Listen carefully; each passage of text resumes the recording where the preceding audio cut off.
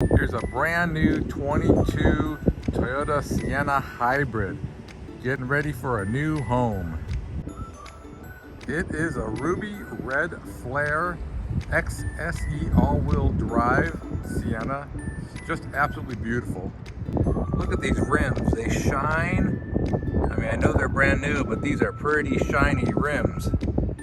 This Sienna has the captain's chairs for the middle row, and then of course in the back you've got your bench seat back there.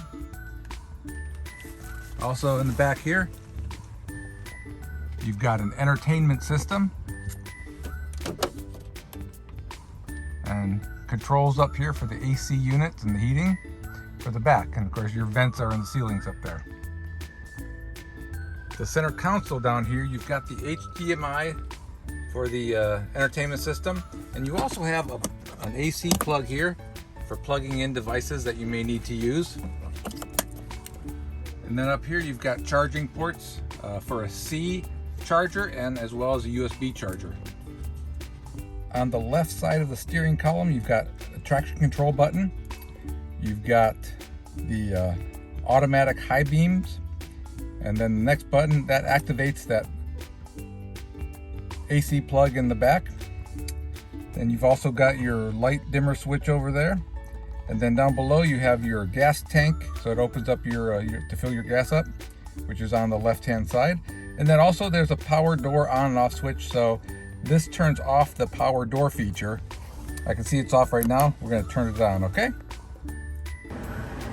I started the car up. In order to do so, I put my foot on the brake and hit the power button right over there. And then what we're also going to do is we're going to lower that fan speed a little bit so it doesn't make so much noise. This vehicle has built-in navigation. Whatever you put your finger on, it makes it larger in the screen. You can always go back to your home button here. And it's got your audio, your phone. Of course, nothing's registered right now, so there's nothing up there. But that's your home screen for the system. And then on your menu screen here, you've got a projection, so it's got Apple CarPlay or Android Auto, whichever vehicle or phone you have. Okay, your apps button over here. We're going to update the system. Once we update it, you will be able to register your vehicle with the remote start. Let's continue on that. So while that goes, so you can see these are your AC controls down here. You've got your temperature up and down here, so you can change the temperature. And you notice both of them change because they're synced up, okay? If I turn that sync off, then I can change this passenger temperature and it does not affect the driver temperature. All right, same here, they're not synced up. Once I hit sync, then I can change all of them together, okay? This one here changes the fan speed. Okay, you've got the rear setup for there, and then there's a mode button over here for where you want that air to go. Okay, and then this puts it in auto mode. This turns the system off altogether. Let's see here, and then over here. Okay, so this turns so the AC goes to the back seat or not.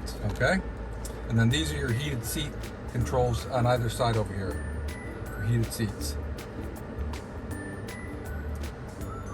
Our radio is now completed, and there's for your remote connect. So once you set up the app, you go in here and you put in the code, and it activates your remote connect. Okay. Down here, you have there's your indicators for your drive, neutral, and reverse. Over here, you've got your electronic parking brake. This is a hold button, so this will hold your vehicle in place at stop signs. If you like to take your foot off of the brake, your vehicle won't go anywhere until you put your foot on the gas, okay? EV is pure electric mode. It only works for about a mile and a half, up to 20 to 25 miles per hour. I rarely use mine on my hybrid, but it's there for you. This is your driving mode. So see, I just changed it to sport, or I can go to eco. So there's 3 modes, okay? So right now it's on eco, that would be normal, and that would be sport, okay? And you've got your cup holders, and then you've got a bin down here that has controls for putting this is the tool for removing the roof rack. So if you want to remove that roof rack, there you go. And then there's more charging ports in here as well. Okay. On the shelf, you'll notice a Qi charger. So there's a power button here that turns it on.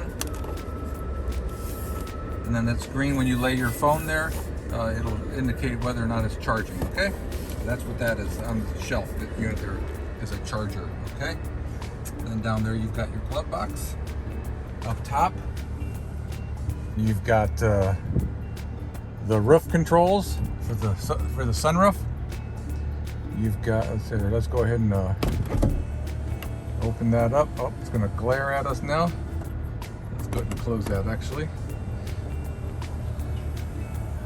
Now that closes the glass part of it.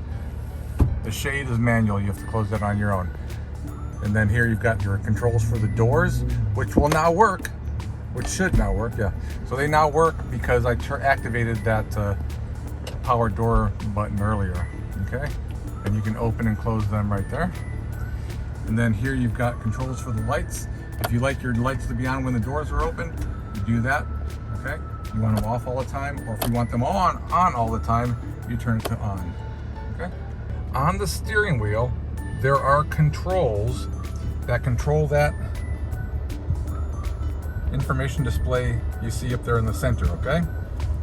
So when I'm gonna try to do this where I show you both. I don't know, well, you're not gonna be able to see. So when I hit the down button over here, it's gonna show me different information, okay? It's gonna scroll. If I hit the button that goes over, you can see I go to different, there's three little buttons right there, three little dots. Whenever you see those three dots, you can hit the up or the down button to go to different information, okay? But you gotta have those three dots. And then, of course, the over button scrolls through those things that you'll see up there when it comes up when I hit the left or the right button. There's your audio controls, your trip information. These are your settings. So for your different safety things, you've got your pre-collision system, blind spot monitor, your backup sensors, rear cross traffic alert, your road sign assist, those kind of settings. So anything in here you want to change, you can do that in that area. And then we're back to the online thing. But that's all controlled by these buttons over here on the left side of your steering wheel. And this button here, you use this when you see that symbol up there and you want to be able to see the screen to take you back to the home. This is for making phone calls, your volume buttons, and for giving. On the right side of the steering wheel, this turns, this here is your cruise control. If I want to activate the cruise control, I hit the activate right here to turn on the cruise control, okay?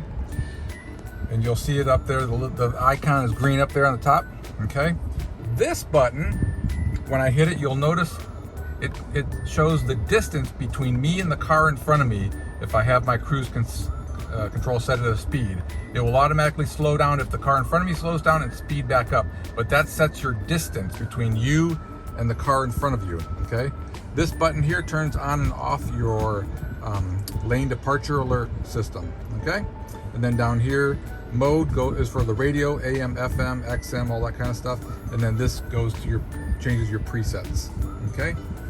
I hope you enjoyed this vehicle. It's a very nice unit.